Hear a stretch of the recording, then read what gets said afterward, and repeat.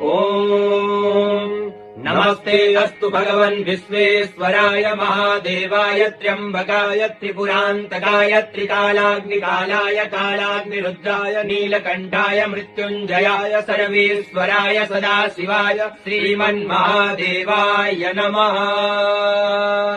ॐ नमस्ते अस्तु भगवन् विश्वेश्वराय महादेवाय त्र्यम्बकाय त्रिपुरान्तकाय त्रिकालाग्निकालाय कालाग्निरुद्राय नीलकण्ठाय मृत्युञ्जयाय सर्वेश्वराय सदाशिवाय श्रीमन्महादेवाय नमः।